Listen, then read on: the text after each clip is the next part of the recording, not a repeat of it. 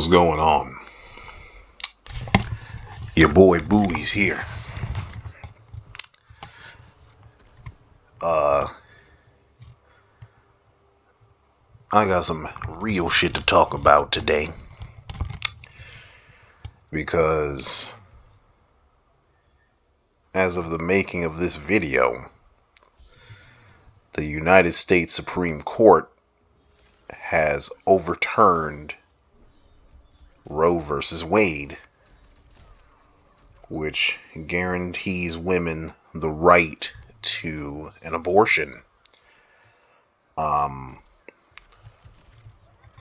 This does not mean the end of abortions in the United States, and it doesn't mean that it's now illegal to get an abortion, but what it does is it leaves the legality of abortion up to individual states. And anytime the federal government has decided to leave certain things to the states, history has demonstrated that some states will and some states won't. So when left to the states, some states had legal slavery, some states didn't. Some states allow for legal marijuana, some states don't. And now abortion is going to be one of those same things, or it's going to be in the same category. And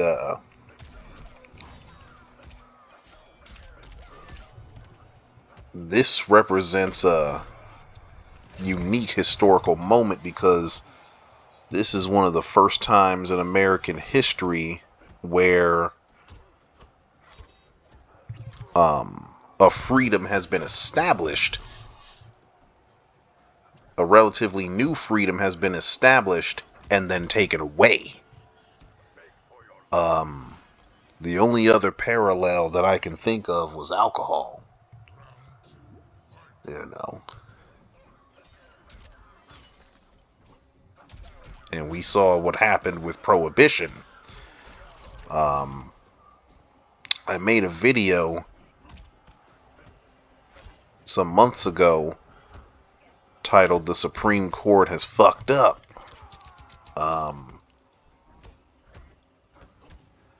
And I spoke on this, but now that it's actually happened,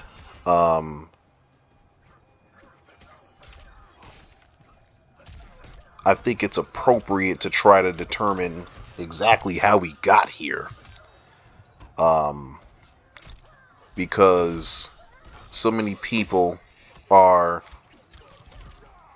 giving their reactions and their responses based on how they personally feel about abortion.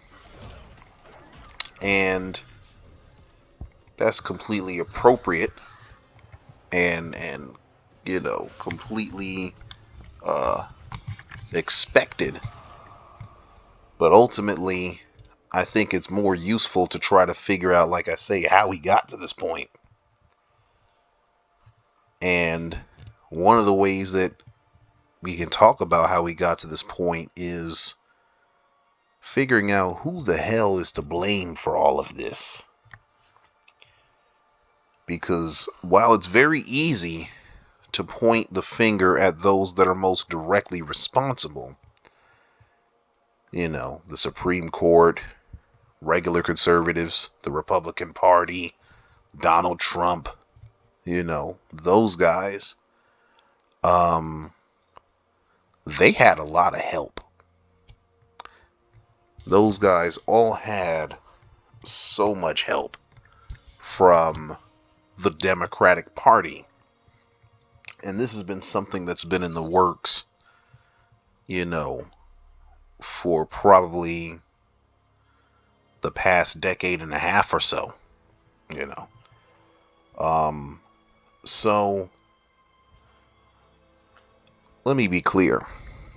The Republican Party Donald Trump and the supremely conservatively stilted Supreme Court, they get the most direct blame. They're the ones that put all of this into motion. They're the ones that really wanted this result. They've been trying to get to this point for decades. And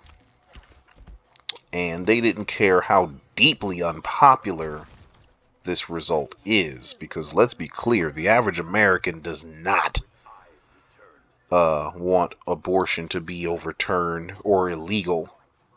They didn't want Roe v. Wade to be overturned, even if they don't personally agree with, abortion itself. And so, this is a deeply unpopular decision, which, it's always interesting when you have those unpopular decisions, considering this is supposed to be a democracy. We're supposed to live in a society where majority rules. And so when you have a plurality of the American population that says that they want a particular thing to happen, our government is supposed to make sure that thing happens, make sure that policy occurs. And it's supposed to be up to the individual parties to sway the public one way or the other. That's how it's supposed to work in theory. But yeah, this is a deeply unpopular thing, and the Republicans and Trump are directly responsible for this. However, this couldn't have happened without several key actions from the Democrats, or inactions, depending on how you want to put it. Because for starters, Democrats have had a very long time to codify Roe versus Wade into law.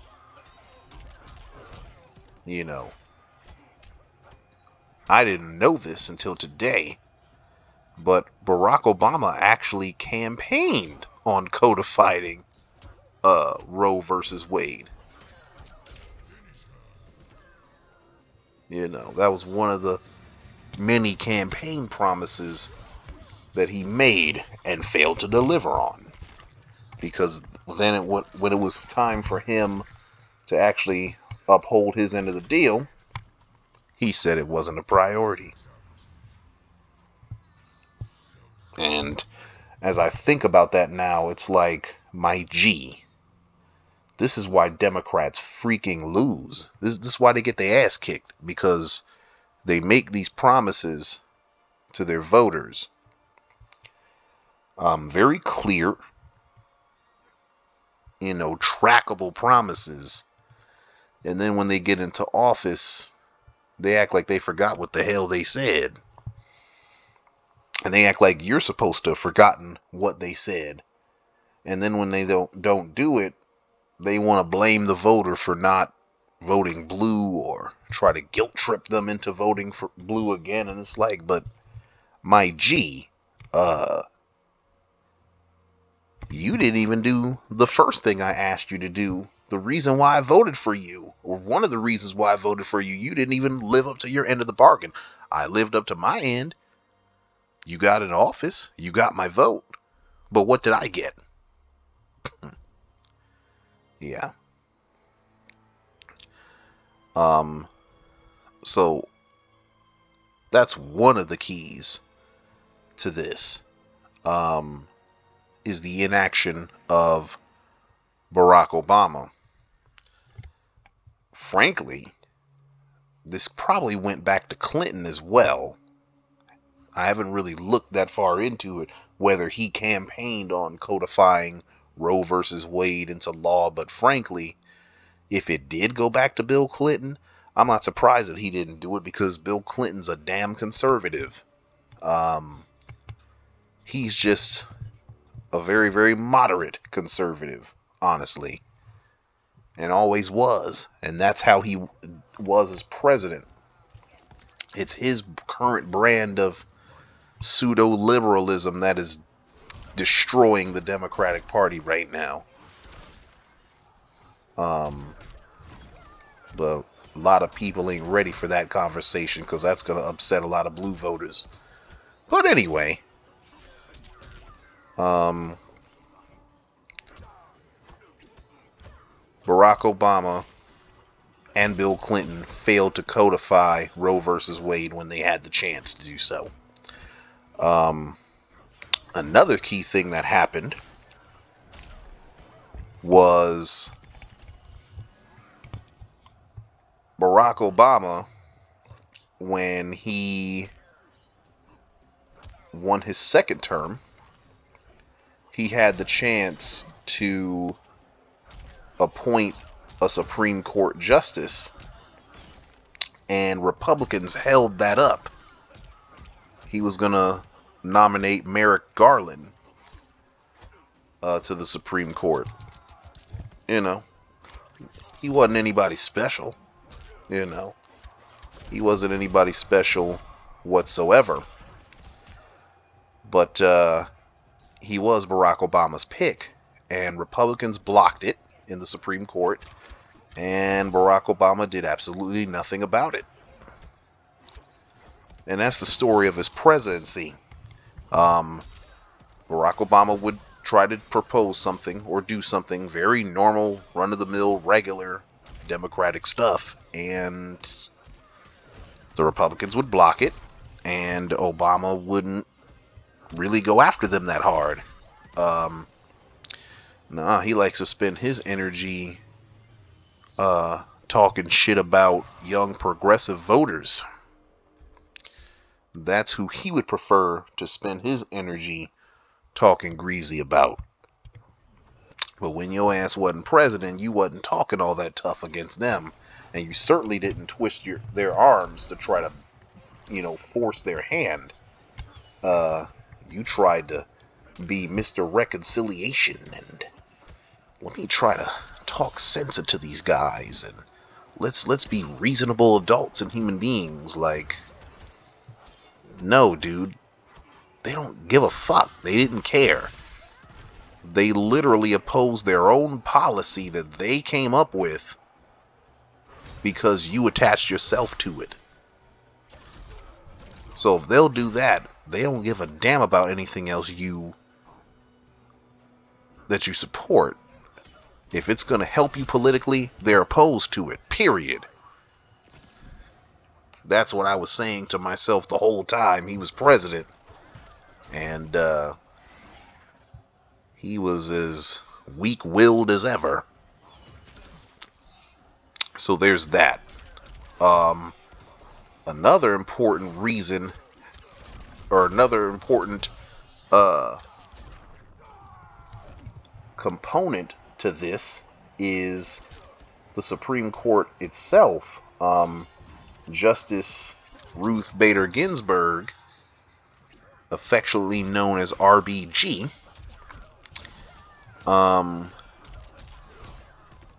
she did not retire while Barack Obama was still president, like she was supposed to. She was supposed to retire during his second term. She'd failed to do so. And Barack Obama, once again, failed to twist any arms, failed to really get in there and use his bully pulpit or his charm or whatever,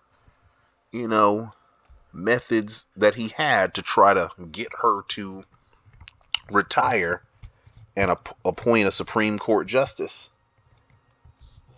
And that proved to be a very fateful decision because she died when Trump got in office. And once she passed away, Trump was the one that got to appoint her replacement and not Obama. And so there's that component as well. Also, speaking of Trump, since Trump got to appoint 3 Supreme Court justices, the Democrats could have and should have done exactly what Republicans did before during Obama's term, which is they should have blocked Trump's appointments on principle. But they didn't. They took the process seriously, even though the Supreme Court justice appointments were supremely underqualified. One of them was credibly accused of rape, Justice Kavanaugh. He went and showed his whole ass during the hearings, and he basically became a male Karen and got all defensive and emotional and stuff. And the fact is, he probably did rape the person that accused him of rape. But he was appointed to the Supreme Court anyway, with Democratic support. Same thing with Amy Coney. And I blame Democrats because Democrats asked these justices whether they would overturn Roe versus Wade, and in true conservative fashion, they lied. They said, nah, we're not going to overturn it. We're going to respect the rule of precedent. History has determined that that was a lie. But they shouldn't have had to rely on this kind of history to determine that. They should have just assumed that the conservatives were going to lie. And they should have just said, well, look, we're blocking these Supreme Court justices because Donald Trump is a danger to this country. We're not letting him do a goddamn thing. We are going to obstruct him to high hell. They didn't do that. They paid a lot of lip service in opposing him, but nothing they did had any teeth. And this is a lot of the reason why we are where we are today. And then we have Joe Biden. Now, a year and some change ago, I made a video titled, "I'm Not Riding with Biden," wherein I explain all the reasons why I believe Joe Biden was a terrible presidential candidate,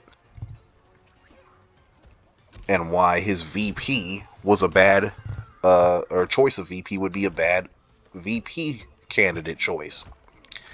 And I really hate to say that I told you so, but I fucking told you so. And as a matter of fact, it's worse than I thought it would be. See, Joe Biden, one of my main reasons for picking him is that he would just do whatever the corporations wanted him to do. And he would breadcrumb us on small things here and there. But he would mostly do the bidding of his corporate benefactors.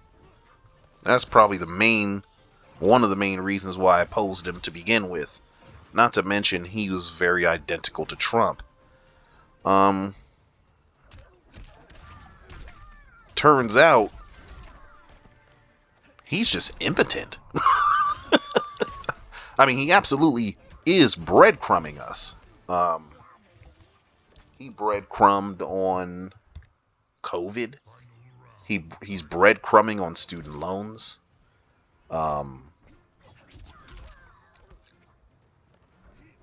When I say breadcrumbing on COVID, what I mean is, he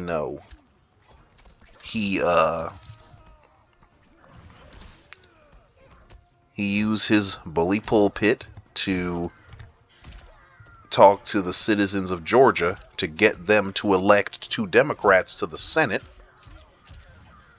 in exchange for $2,000 COVID stimulus checks. The voters of Georgia upheld their end of the bargain. But did Joe Biden and the Democrats uphold theirs? No, they didn't.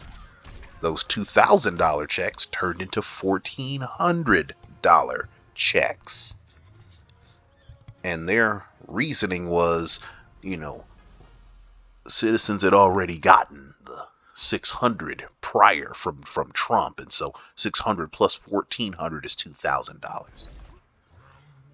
And I said at the time, bitch, that's not what the fuck you said. You could have said $1,400 if that's what you actually meant. But you didn't say that. You very clearly and unambiguously said $2,000 checks. So once again, you promised something and then failed to deliver it. You promise something in exchange for the votes. People give you the votes, but you don't give the goods. But then you expect people to vote for you again and again and again and again and again just because your opponents are absolutely hideous.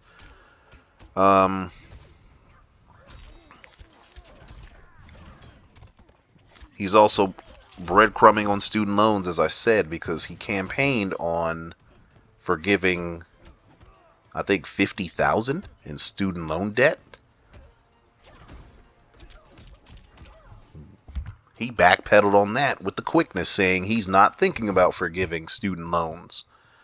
And then certain reports in the media would keep coming out saying, oh, Biden's actually he's preparing to forgive some student loan debt. And then when the details come out, it turns out he's forgiving student loan debt for people that have been frauded or, some specific group of people and not for the mainstream group of everyday Americans. And insofar as he's talked about student loan debt forgiveness for them, he's only going to now forgive $10,000 of it. Now that's great for someone like me, but for my friends, family, and former co-students that racked up more than $10,000 of student loan debt, that's just enough to forgive the interest rate or the extra interest. That doesn't do anything for the principal loan. And, experts are all over that. It's very clear. If you're going to forgive the debt, you got to forgive it all or don't do it at all. You got to go big or go home. But that doesn't seem to be Joe Biden's style. He seems to be hell-bent on being absolutely worthless as a president. I mean, on so many key issues, my wife said it. He pretends as though he's one of us when some shit happens.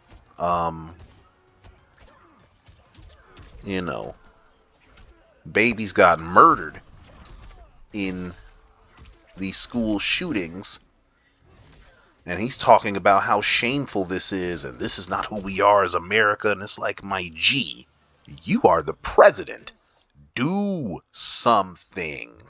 Anything. You got executive orders that you can sign right now, and you won't do it. Same thing with student loan debt. Same thing with making marijuana legal. You could just sign with a stroke of a pen. You could change shit in a very positive and impactful way that's not only good for you politically, but it would also help people. And you won't do it for whatever reason.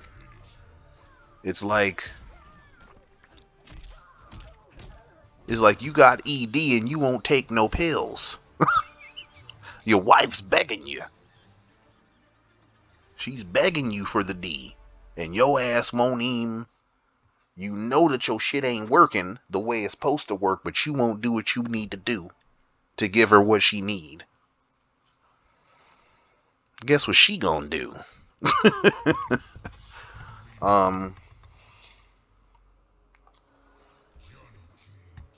And I'm gonna get to Joe Biden's part in this abortion thing in a moment, but I just have to say,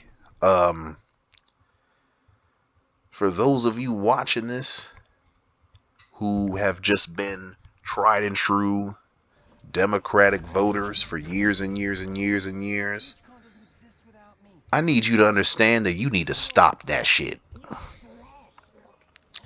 I'm not telling you vote red now. Fuck no. Hell no.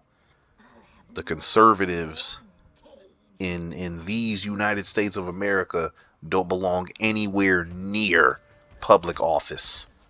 They're not even a serious party in terms of their policies and the things that they agree with and all that. Not only do they want to take us back in time, they're a fucking death cult. They're a religious death cult that's only concerned with guns, social issues, and making Trump their emperor. That's all they care about. They will destroy this country if given their way. And so with that red alternative, you would think that, okay, well, why shouldn't I vote blue? Because the blue party doesn't do a damn thing to oppose them. The blue party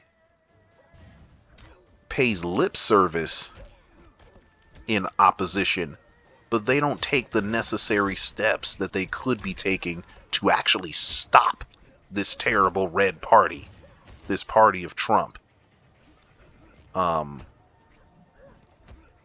Like, they talked all this trash about Donald Trump when he was in office, but they gave him his military budget that he asked for. They absolutely did. They voted with him to allow him to drop those bombs in the various countries that he dropped bombs in. They gave him the authority to do drone strikes.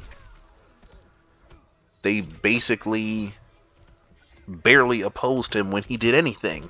Now, of course, they couldn't do anything about the executive orders. They couldn't do anything about that. But they helped confirm his Supreme Court justices. You know? They didn't obstruct a goddamn thing. And this is especially concerning because if the shoe was on, well, when the shoe was on the other foot, the Republicans blocked everything that Obama tried to do. It didn't matter whether it was good, bad, indifferent, didn't matter. The Republicans blocked it on principle. They blocked his shit because they're racists. And they didn't even like the idea of a black president. And they were too much of a, they were too damn cowardly to come out and say that the way that I just did. That's that diet racism. Talked about that too. But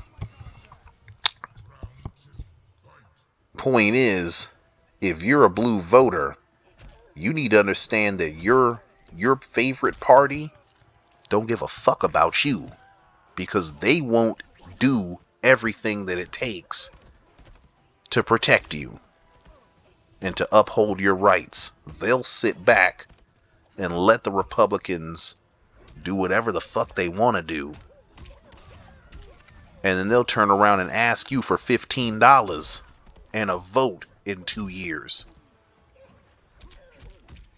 They want you to give them your votes for doing nothing. And so far, they have no reason not to do it because it actually works. Y'all do give your votes to this party for them doing nothing. Y'all really do. The Democrats could literally put up a former Republican as the next president in 2028 or whatever. And you guys will just go and vote for him. Or her. Especially if it's a her. Let's say in some alternate universe, Donald Trump renounced his claim to the Republican Party and says, I'm a Democrat now. I was just kidding. I love Barack Obama. And then Trump joined the Democratic Party. Do you understand that the Democratic Party would get behind Trump? And they would try to convince you to vote for him if he were a Democrat? They absolutely would. And guess what? So many of you are stupid enough to do it. Not you young ones though. Those of y'all that are my age and younger, most of y'all are like, hell no. But your parents, your aunties, your uncles, they absolutely would. Y'all be supporting people that y'all assume are Democrats just because of what their names are. I've heard so many people sit there and say, oh my God, I hope Michelle runs for president one day. Michelle for president. Every time she does a speech. Michelle Obama for president? Motherfucker, you don't know nothing about her policies, my G. You know nothing. You know nothing. But because she's the wife of your favorite president, you're just going to give her your vote for free, and she ain't even tell you what she want to do. She ain't even have to earn your vote. You just give it. It's like, my God. And I liken this to a relationship.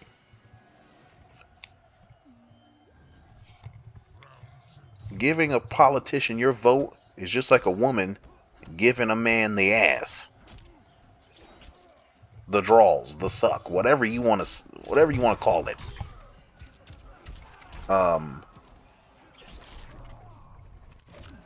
If a woman wants to do that on the first date, that's her prerogative. And many women do indeed give up the ass on the first date just because they think the guy is cute or whatever. They don't even have to date him sometimes.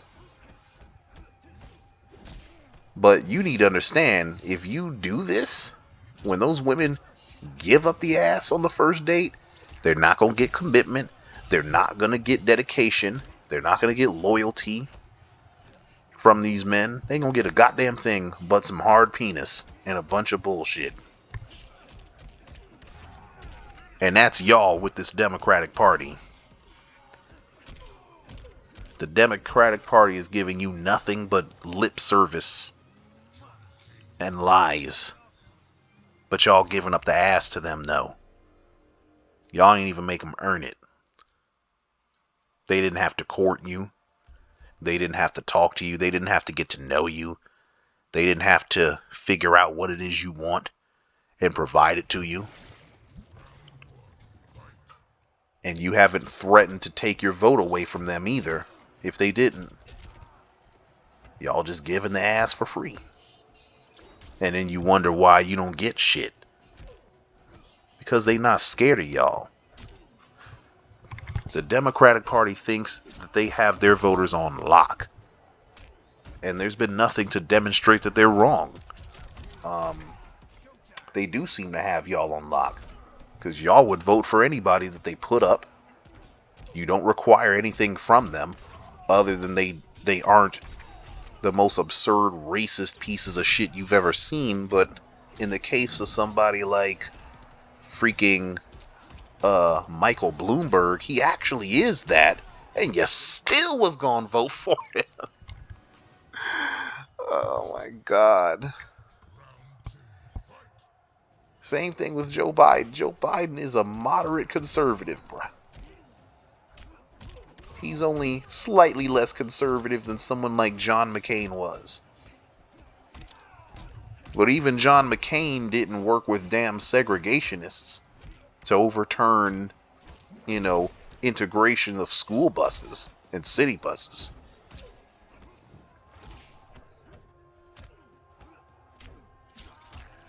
That's Joe Biden's legacy. Even John McCain didn't sit there and, innovate and pioneer the 1994 crime bill that put a bunch of black people in jail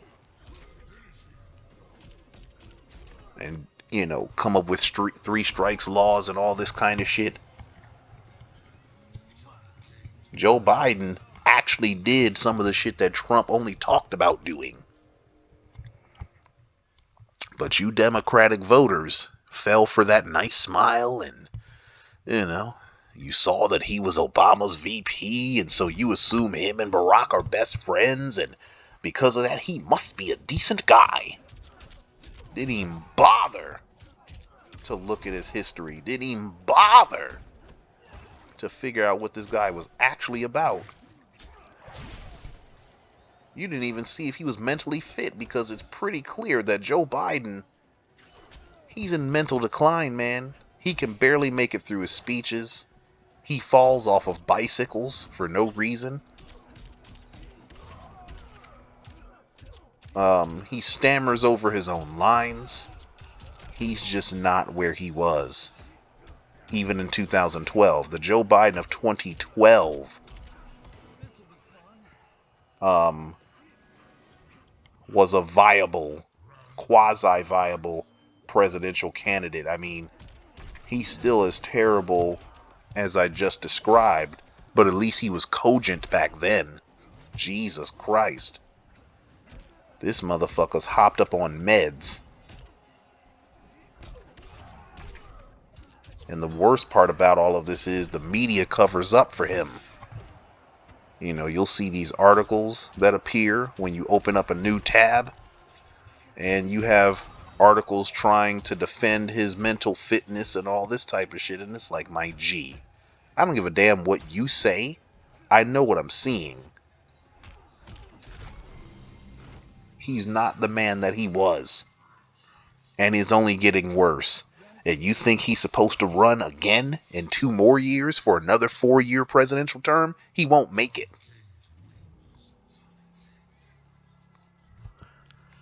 Anyway, so aside from all of these things, Joe Biden could have codified Roe versus Wade into law as well. And of course, he failed to do so because he's impotent. And he's promising to do absolutely nothing. Nothing. No.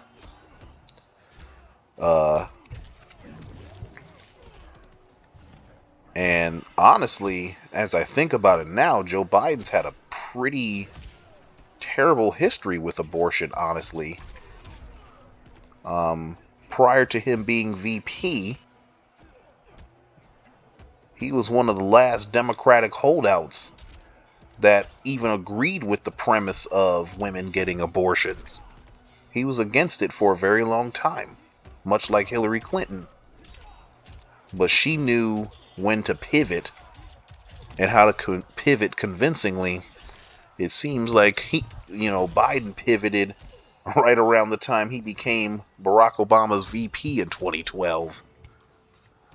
I mean, he became VP in 2008, but still. So, yeah, he's not a damn ally to this cause.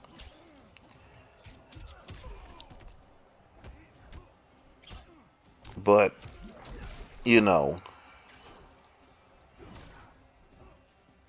I wanted to talk about all of this because I wanted it to be very plain and clear that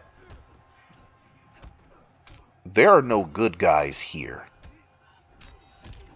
in this abortion fight or in any of this political stuff. When it comes to these matters of politics in this nation,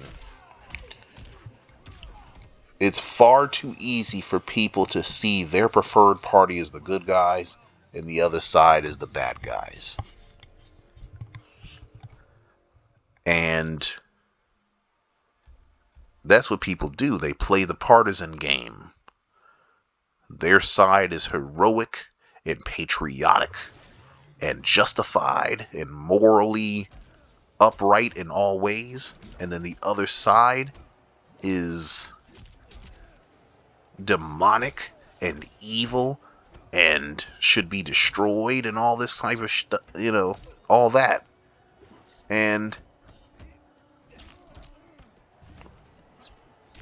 it's not like there aren't nuggets of truth in some of these arguments, but it's not the entire argument. It's not the whole truth. And it's not reality. As I've just alluded to, our current destination of abortion being effectively outlawed in the, half of the United States, that result is not just the fault of Republicans.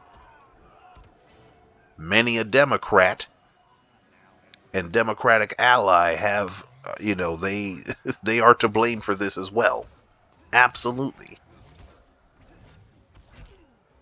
They are just as to blame. Because they didn't do their part.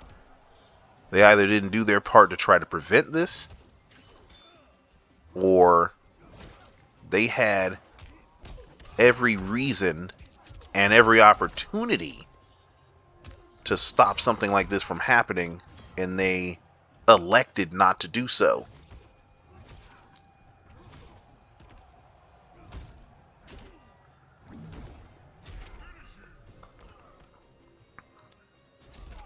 So, in short, the Republicans made this happen, and the Democrats allowed the Republicans to make this happen.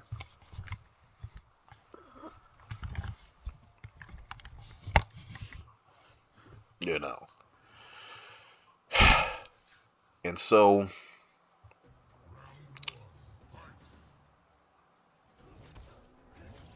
there's only one other question to ask. Where do we go from here? What do we do? Well, one of the most immediate things that we can do, or what can be done, is we gotta force the Democrats to expand the Supreme Court. There's currently 9 justices. They can expand it to 12. Or 13 would be even better.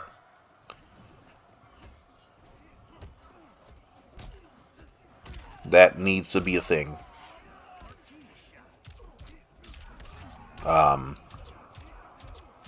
Because as long as we have a supremely conservative Supreme Court, we're going to continue to receive unpopular ass rulings from them. And even though someone like Elizabeth Warren, said that the Supreme Court has lost all legitimacy, and she's right, that ain't what legislators think. Because as soon as the Supreme Court decision was made, you had these damn, I forget the term, but you had these laws that were already primed to be in effect as soon as that decision dropped. And they took effect immediately. You have I think it's Oklahoma. I don't remember what state it is. There's a couple states that have a total abortion ban, and that those things went into effect when the Supreme Court decision came down, and so the Supreme Court is still plenty legitimate enough, and they determine the legislative course of events in this country. And so, having said that, the Democrats need to stilt that court back in their favor. That's one thing they can do. Another thing that can be done is Democrats need to codify some other cases into law. Now, I don't know the names of the cases themselves, but Supreme Justice Clarence Thomas, who is a repugnant motherfucker, he said out loud what the next plan is, which is, he said the Supreme Court can use the precedent of overturning Roe versus Wade to overturn other cases that, legalize gay marriage, cases that legalize, not interracial marriage, but, same-sex couples, period, and cases that, legalized the availability of contraception. He said that.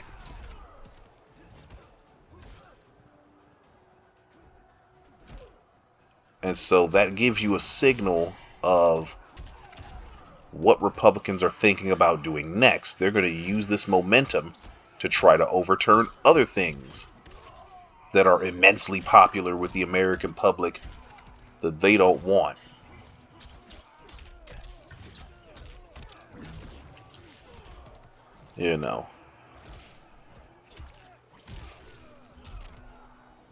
And so Joe Biden and congressional Democrats can codify those cases into law so that they can't be overturned, thereby giving those freedoms,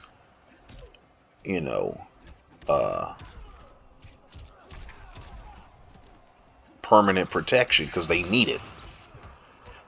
They are absolutely gonna go after gay marriage for sure, because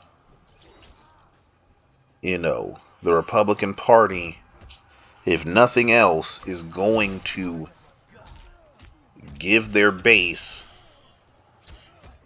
those policy victories on, social issues.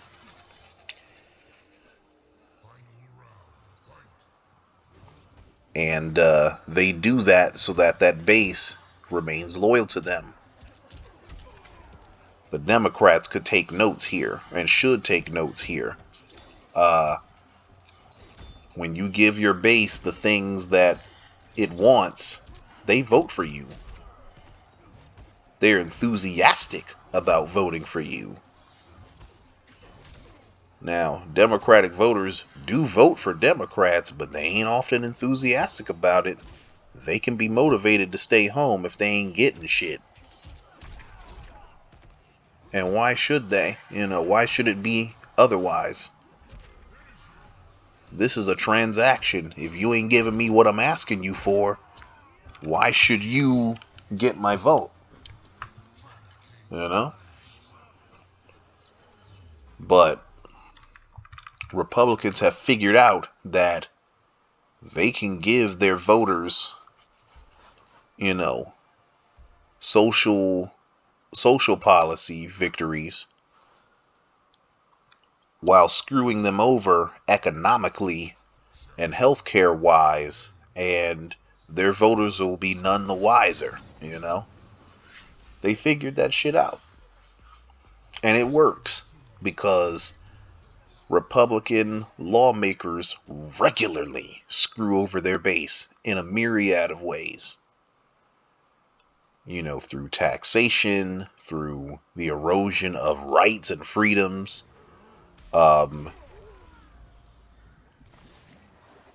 and through the dissolution of, you know, government benefits.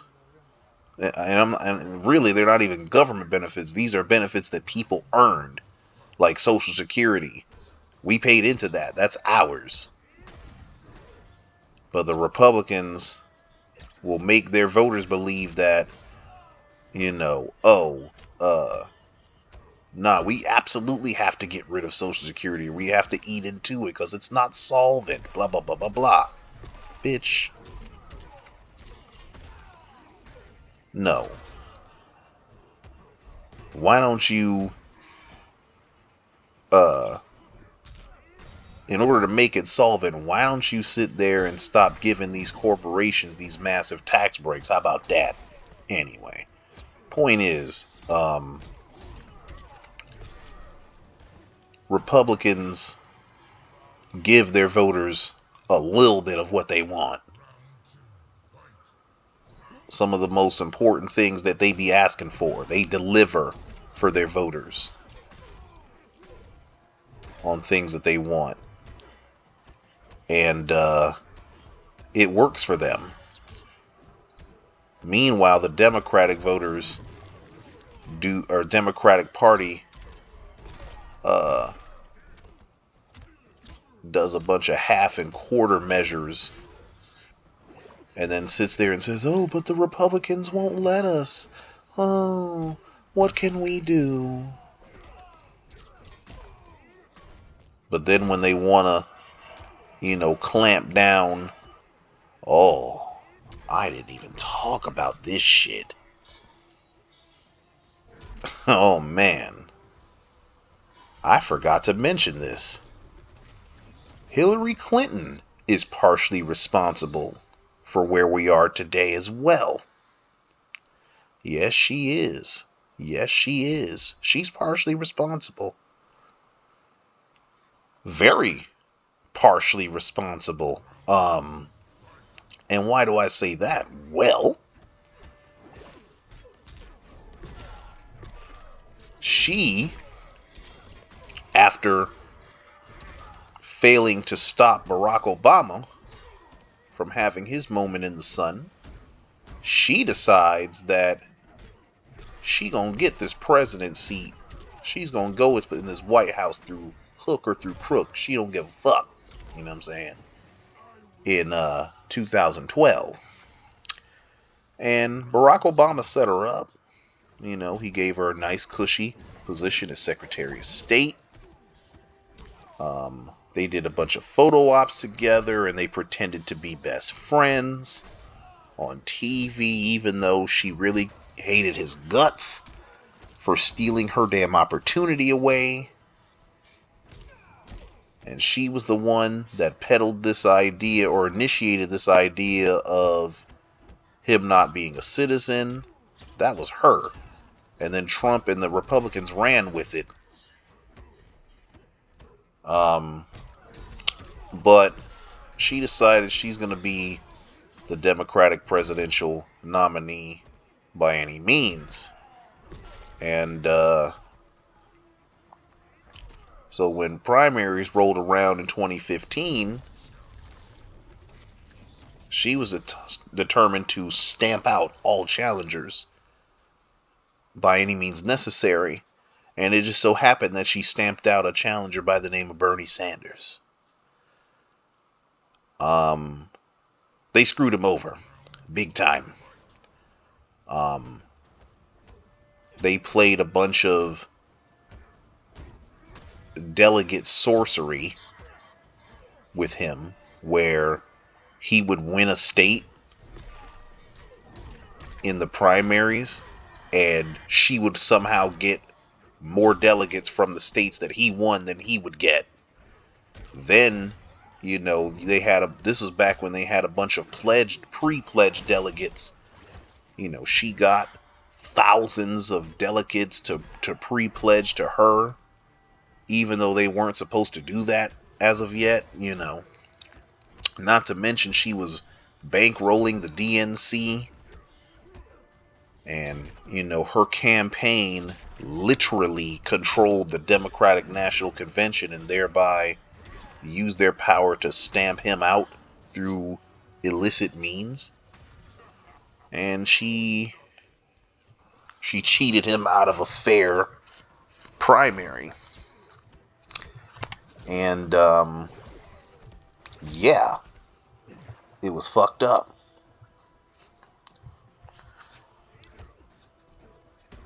But then also, and this is significant because Bernie Sanders is the guy that a lot of Trump voters were looking for. Someone who was populist, somebody who railed against the status quo, somebody who hated the trade deals, somebody who promised to keep American jobs on American soil. Many Trump voters would have voted for Bernie for his policies. They voted for Trump because they wanted somebody like Bernie, an outsider. Someone who is not mired in the muck of Washington, D.C. Somebody who had a long history of actually fighting for the little guy. That's who Bernie Sanders is. The man has been consistent for decades. And Hillary did everything in her power to shut him out of that process. At the same time, she and the Democratic Party elevated Donald Trump during the Republican primary. They decided to take on the strategy of building a monster that they could destroy, because they incorrectly identified him as the least viable candidate. And so they figure they'll help balloon him so that they can pop him and she can win the election. Only problem with that was they fucked up. They built a monster that they couldn't destroy. And Trump won the 2016 election.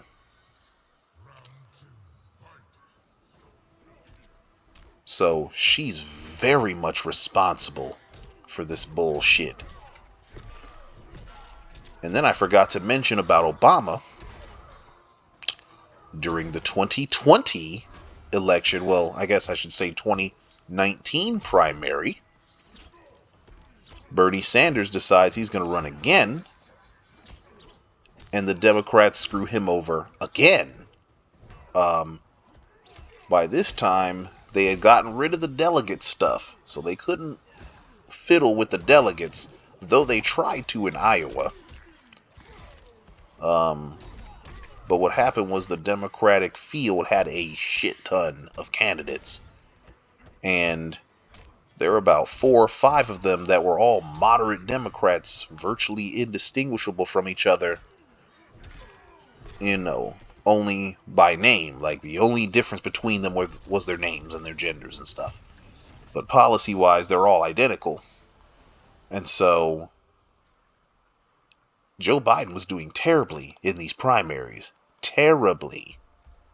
Freaking Michael Bloomberg entered the primaries because he was a Joe Biden guy, and he saw that Joe Biden was doing terribly and thought Joe Biden would drop out. We all did. But what happened was, as more and more candidates started to drop out, Bernie was one of the clear favorites, along with Elizabeth Warren. And at that time, it was Pete Buttigieg. And so the DNC had an idea, and this was spearheaded by Obama, apparently. Obama got on the phone And he used his bully pulpit, of all things, to get all those identical ass, middle of the road ass Democratic candidates, have them all drop out of the race and endorse Joe Biden. They did. And so all those voters, instead of them splitting their votes between Klobuchar and Booker and, Gillibrand and all these other, neoliberal Democrats, all of them pooled their votes behind Joe Biden. And they did this right before going to South Carolina and voting. And then furthermore, they got James Clyburn to endorse Joe Biden and not Bernie Sanders in an effort to get black South Carolinians or Linians to vote for Joe Biden. And guess what? They did. Furthermore, they kept Elizabeth Warren in the primary race so that she could take votes from Bernie. Because she and, Bernie Sanders were the only two progressives in the race.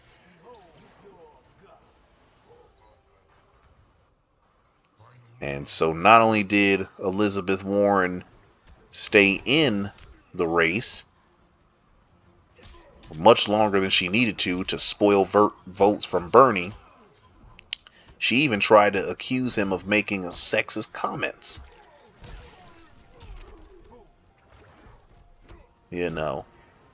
Which is extremely ridiculous because Bernie Sanders wasn't even going to run. Bernie Sanders in 2015 asked Elizabeth Warren to run for president. She failed to do so because she didn't want to get in Hillary's way. He only ran because she wouldn't run.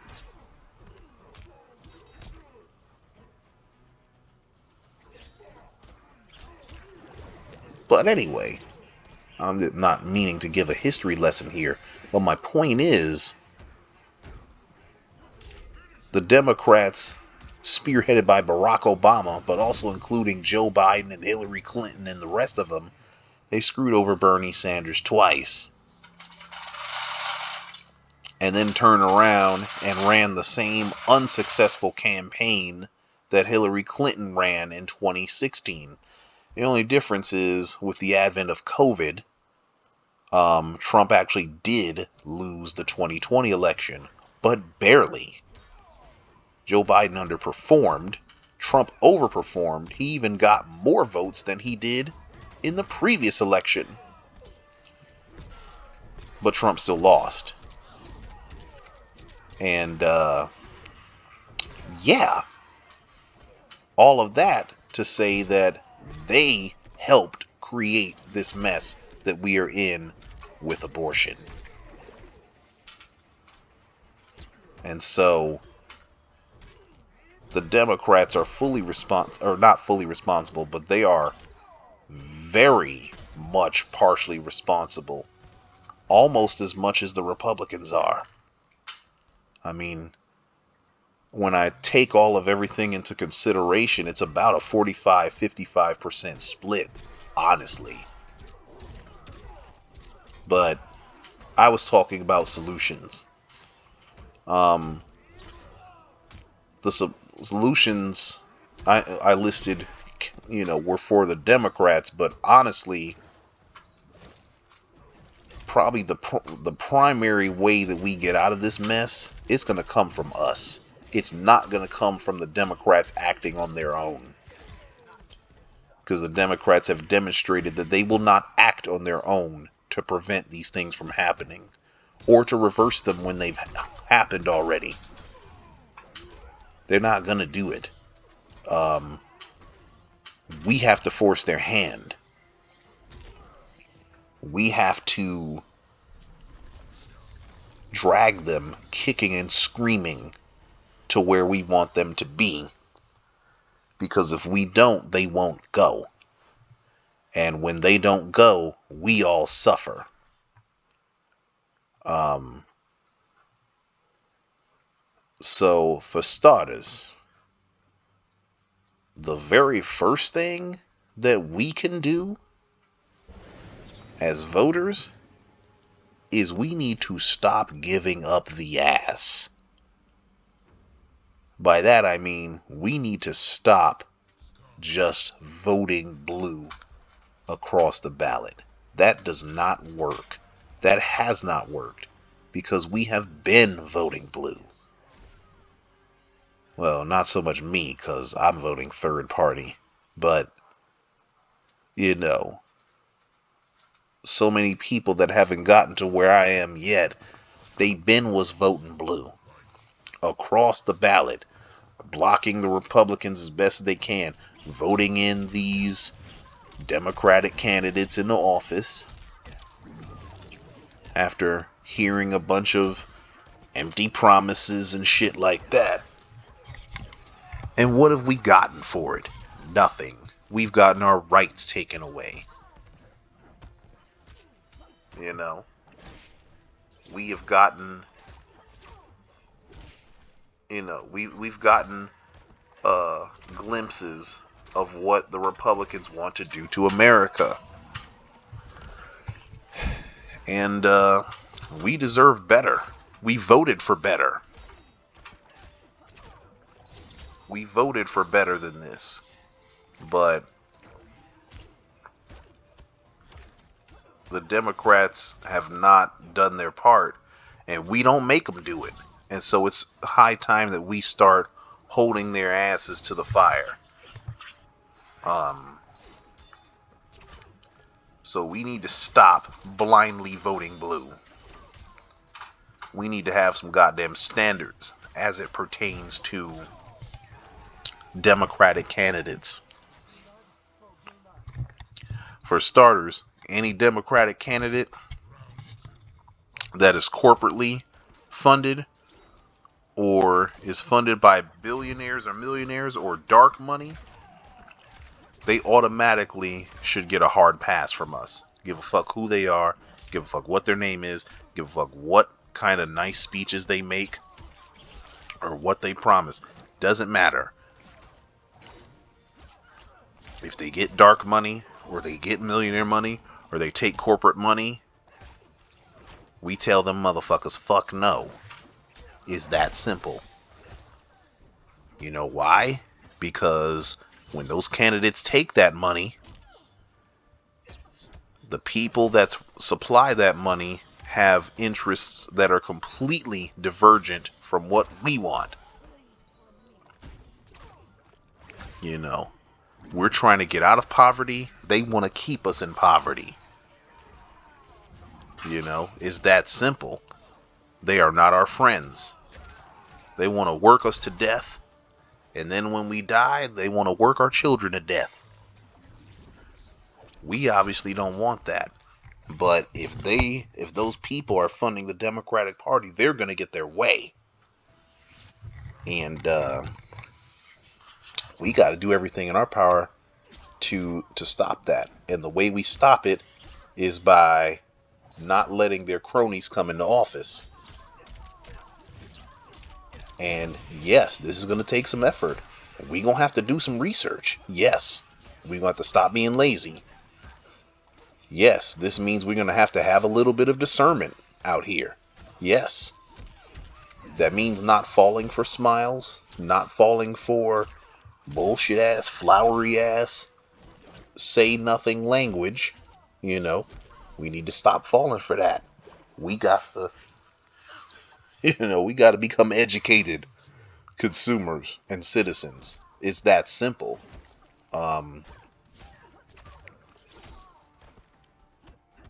One other thing,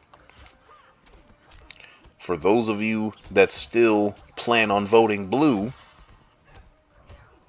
and really for everybody in general, we need to seriously consider voting third party.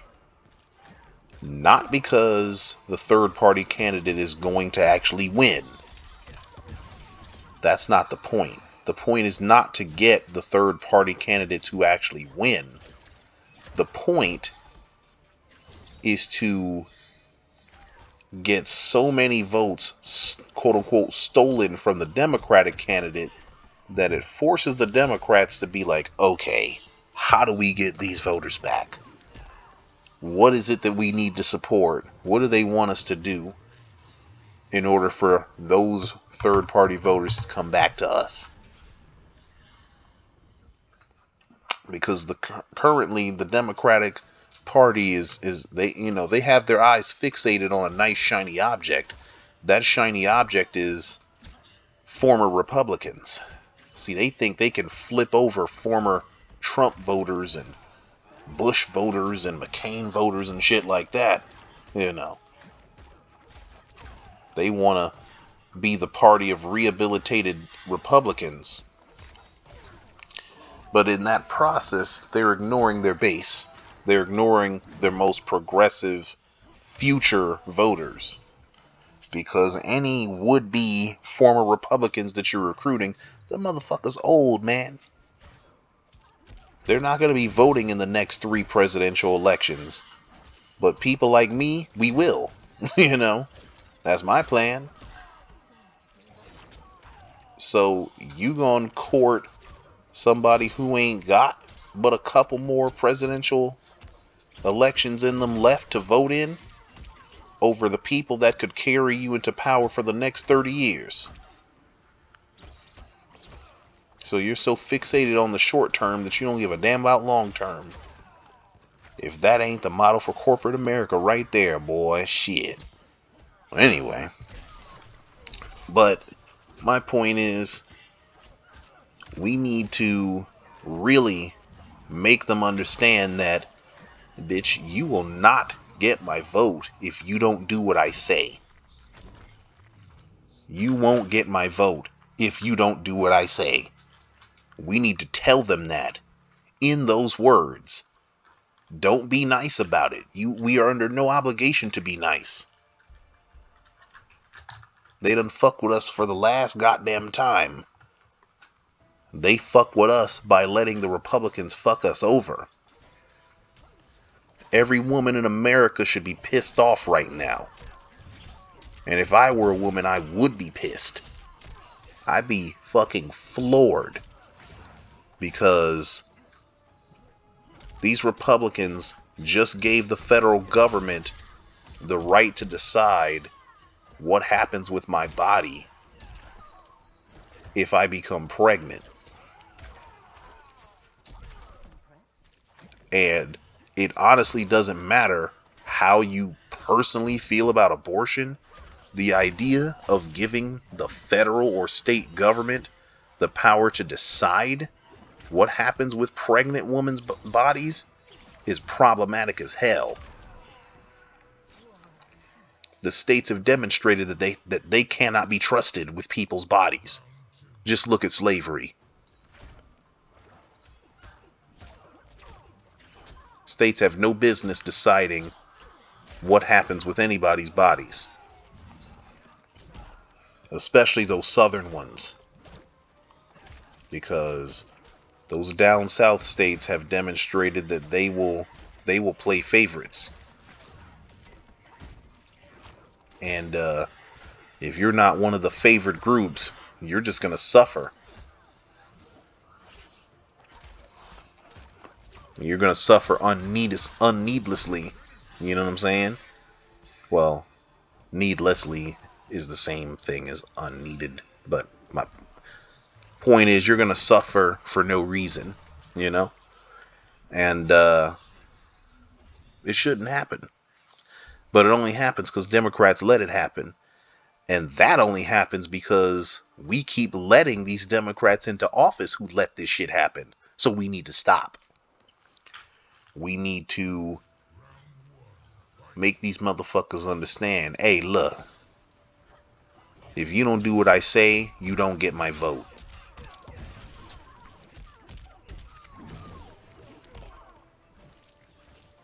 The other thing that needs to be done is that message needs to be spread. We got to get on one accord here. And it doesn't have to be every Democratic voter. It can literally be 25% of them If we have a minority of voters, but a large enough block of us that make this decision and follow through with it, that's enough to make motherfuckers understand, oh shit, we need to pay attention to these people. We need to give them what they want. They are not playing with us. Even if we don't agree with the policy they want, we got to deliver it. Because if we don't, they won't vote for us. That's what they need to understand.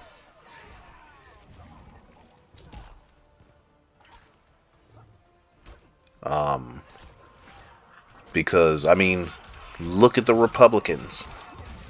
Them Republicans, so many of them didn't want to, they didn't, well, I'm not going to even say they didn't agree with Trump, because they do agree. They did agree with Trump on so much shit that he was doing. But then there were other things that he would do that they didn't necessarily agree with, but they had to give the baby the bottle. Because if they didn't, he was going to be on their ass. And we need to do the same thing.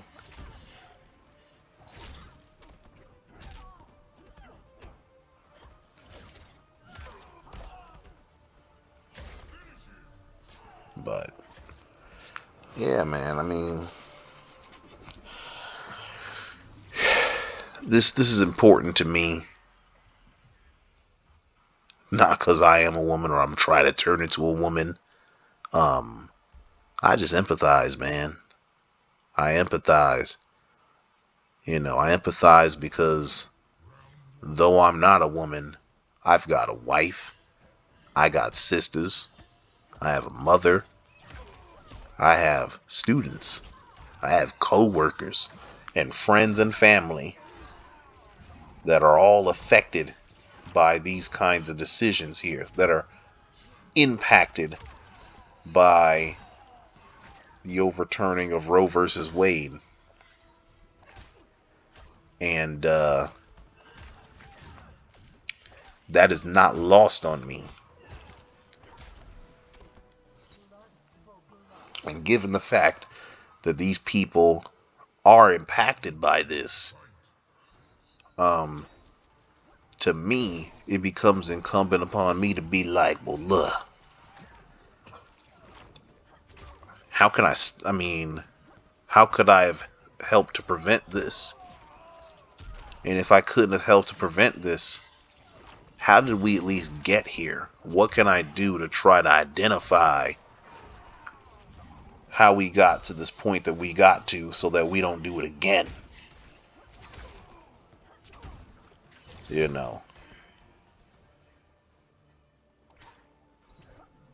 Not to mention, I simply don't believe that is a great idea for the federal or state government to get involved in a woman's body. It has no business forcing a woman to take a clumping of cells and allow that thing to develop into a fetus, or develop into an embryo first, then a fetus, and then a whole ass human being that shares organs with her. I just don't think that's not the business. So many of these lawmakers and just men in general, we don't understand women's bodies. We don't even know what happens during their cycle. We don't get it. We don't know. And we certainly don't know shit about pregnancy. The nuances of how pregnancy affects a woman's body and stuff like that. We don't know a goddamn thing. We are not nearly as educated as we need to be, yet we feel the need to force women to decide, hey, look, you gonna have this baby. Because prior to this ruling, we already had, even though abortion was legal, it was still heavily regulated and heavily restricted. You know. And so in some places, abortion was soft banned, more or less.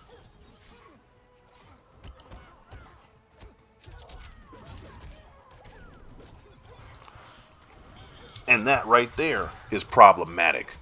Because again, you're telling women that they don't have bodily autonomy. Literally, a dead man has more bodily autonomy than a living woman today. Because dead people cannot be forced to share their organs with the living, even after they've passed away. You know. But a woman can be forced to share her organs with a clump of cells.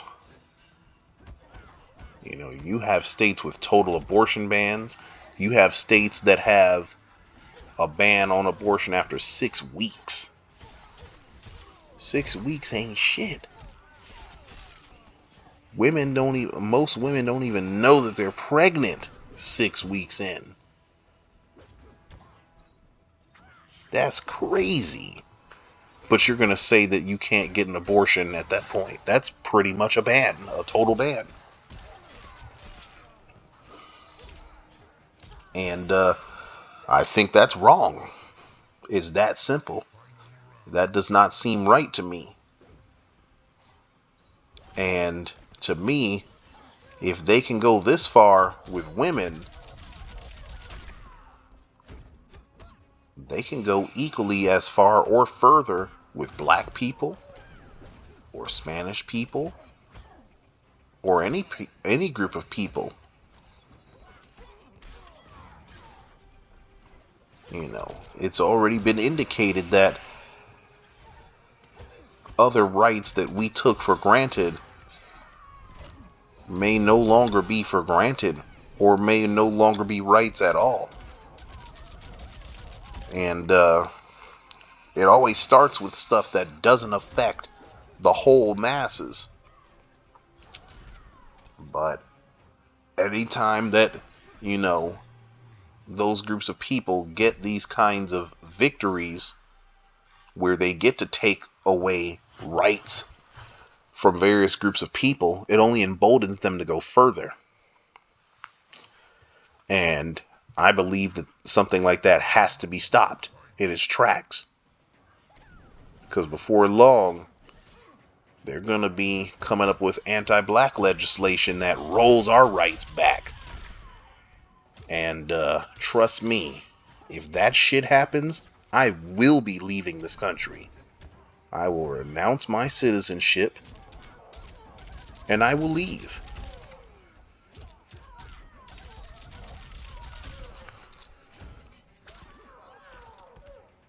Because that's madness, bruh. That don't make no goddamn motherfucking sense. And I wouldn't even think twice about it. You know.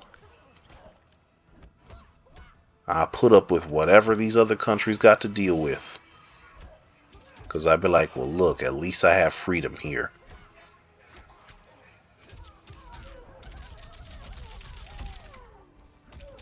But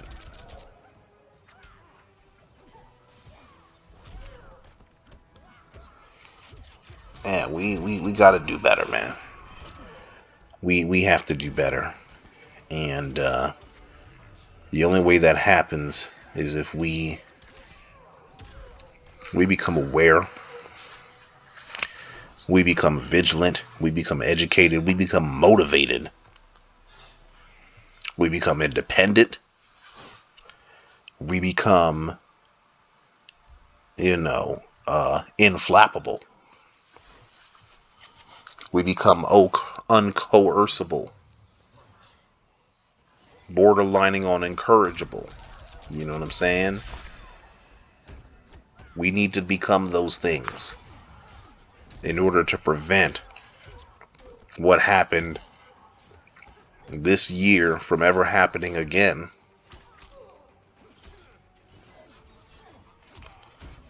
And it might seem silly, but you know,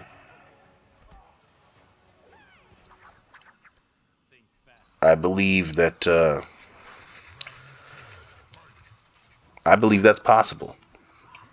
I wholly believe that such a future is possible.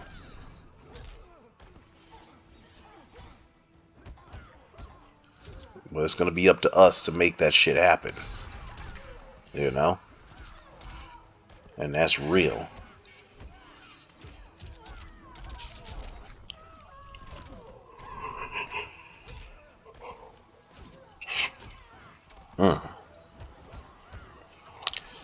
But yeah, if you got this far in the video, I appreciate you listening to me pontificate about this. This is very important. It's a very pressing and prescient moment because we are in uncharted territory here. You've never had a previously granted right rolled back in such a way like this. And for me to sit idly by and pretend as though everything is all good and my money's still spinning, so whatever, like, that's totally not the right move.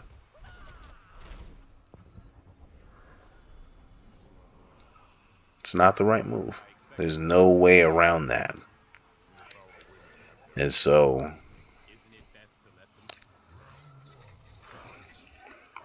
me trying to map out or draft a map of how this happened and what we do about it, I think that shit is important. Especially since the media is not doing it. Hell no. And regular Democrats ain't doing it neither. So I appreciate those that listened for as long as they did. And now I'm going to spend the rest of this video talking about the details of the match here. So as you can see, these matches are against myself and my boy Wallace. He's had a gaming PC, but he just recently picked up Mortal Kombat 11 for the PC. And this is not our first set of matches by any stretch. We've been recording sets and stuff online. And this is actually the latest set. I actually recorded on Monday, June 27th, 2022. Of course, this will be uploaded the next day on YouTube. But, you know, I thought these matches were highly impressive coming from us both. And so, yeah, that's what you see there. But yeah, this is the last match of the set. As you can see, I ended it with a bang. A glitchy ass bang. But with that being said, peace.